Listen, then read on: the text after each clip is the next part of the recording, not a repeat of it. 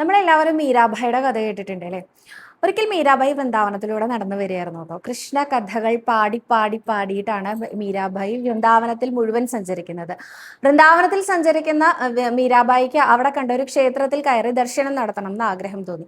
അങ്ങനെ മീരാഭായി ആ ഒരു ക്ഷേത്രത്തിലേക്ക് പോകുമ്പോൾ അവിടുത്തെ ദ്വാരപാലകർ തടഞ്ഞിട്ട് പറഞ്ഞു, ഇവിടേക്ക് സ്ത്രീകൾക്ക് പ്രവേശനം ഇല്ല, സ്ത്രീകൾ ഈ ക്ഷേത്രത്തിൽ വരാൻ പാടില്ല, ഇവിടെ രാധാകൃഷ്ണ സങ്കല്പത്തിലല്ല പൂജ നടക്കുന്നതൊക്കെ കൃഷ്ണന് മാത്രമാണ്, ഇവിടുത്തെ ഞങ്ങള് പുരുഷന്മാരെ മാത്രം ആരാധിക്കുന്ന ആ ഒരു സമ്പ്രദായമാണ് ഉള്ളത് എന്ന് പറഞ്ഞു.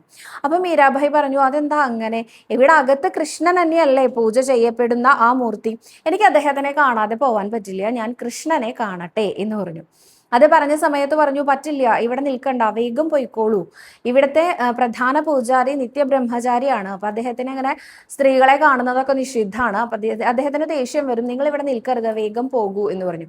മീരാഭായി പറഞ്ഞു, പറ്റില്ല, ഞാൻ അങ്ങനെ പോകുമൊന്നുമില്ല, എനിക്ക് കൃഷ്ണദർശനം കിട്ടാതെ ഞാൻ ഒരിക്കലും പോവില്ല എന്ന് പറഞ്ഞു. അങ്ങനെ മീരാഭായി അവിടെ ആ ക്ഷേത്രത്തിന്റെ പുറത്ത് വാതിൽക്കൽ ഇരുന്നു കൊണ്ട് ഗീതങ്ങൾ പാടിക്കൊണ്ടേയിരുന്നു കേട്ടോ. ആ സമയത്താണ് പ്രധാന പൂജാരി ധ്യാനത്തിൽ നിന്ന് ഉണർന്ന് ആ ഭഗവാനെ നോക്കുന്നത്. ഭഗവാനെ നോക്കുന്ന ആ നിമിഷം ഭഗവാന്റെ ആ ഒരു അലങ്കാരങ്ങളെല്ലാം ഗോപികയുടെ മാതിരിയാണ്. അപ്പൊ അദ്ദേഹത്തിന് ദേഷ്യം വന്നിട്ട് പറഞ്ഞു, ഇന്ന് ആരാണ് ഭഗവാനെ ഇങ്ങനെ ഒരുക്കിയത്? ഒരു സ്ത്രീയുടെ രൂപത്തിൽ ഭഗവാനെ ഒരുക്കിയത് ആരാണ്?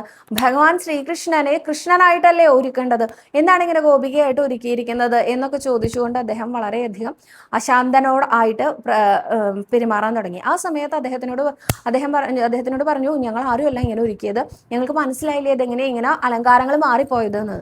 അപ്പൊ അദ്ദേഹം പറഞ്ഞു, ഇവിടെ ഏതെങ്കിലും സ്ത്രീയുടെ സാന്നിധ്യം ഉണ്ടോ? എനിക്ക് അങ്ങനെയൊക്കെ തോന്നുന്നുണ്ടല്ലോ എന്ന് പറഞ്ഞു, പുറത്തൊരു സ്ത്രീ ഇങ്ങനെ വന്നിരിക്കുന്നുണ്ട്, ദർശനം ലഭിച്ചാലേ പോകുള്ളൂ എന്നാണ് ആ സ്ത്രീ പറഞ്ഞുകൊണ്ടേ ഇരിക്കുന്നത് എന്ന് പറഞ്ഞു. അങ്ങനെ ഈ പ്രധാന പൂജാരി പുറത്തു വന്നിട്ട് പറഞ്ഞു, നിങ്ങൾ എന്തിനാണ് ഇങ്ങനെ വാശി പിടിക്കുന്നത്? ഇവിടെ ഞങ്ങൾ കുറച്ച് പുരുഷന്മാർ മാത്രം ആരാധിക്കുന്ന കൃഷ്ണ വിഗ്രഹമാണ് ഇവിടെ ഉള്ളത്, അപ്പൊ അതുകൊണ്ട് തന്നെ നിങ്ങൾക്ക് ഇവിടെ പ്രവേശനമില്ല, സ്ത്രീകൾക്ക് ആർക്കും തന്നെ ഇവിടെ പ്രവേശനമില്ല എന്ന് പറഞ്ഞു.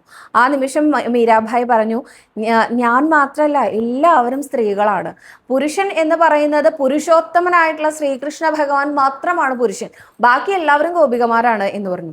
അപ്പോൾ ഇവർക്കൊക്കെ ദേഷ്യം വന്നിട്ട് പറഞ്ഞു, നിങ്ങൾക്ക് എങ്ങനെ ധൈര്യം ഉണ്ടായി ഞങ്ങളെ മുഖത്ത് നോക്കി സ്ത്രീകളാണെന്ന് പറയാൻ എന്ന് ചോദിച്ചുകൊണ്ട് അവരെ പരസ്പരം നോക്കുന്ന സമയത്ത് അവർ ഓരോരുത്തരും സ്ത്രീ രൂപത്തിലായി മാറിയത് അപ്പോഴാണത്ര അവരറിയുന്നത്. അതോടുകൂടി അവർക്ക് മനസ്സിലായി, സ്ത്രീ പുരുഷൻ, ധനമുള്ളവൻ ധനമില്ലാത്തവൻ, അങ്ങനെ യാതൊരു വ്യത്യാസവും നമ്മുടെ ഉണ്ണികൃഷ്ണനില്ല. നമ്മുടെ ഉണ്ണികൃഷ്ണൻ എന്താണ് നോക്കുന്നത്? ഭക്തിഭാവം ഉണ്ടോയെന്ന് മാത്രമാണ് നോക്കുന്നത് എന്ന് മീര ഒരു വലിയ പാഠം അവരെ പഠിപ്പിച്ചു എന്നാണ്.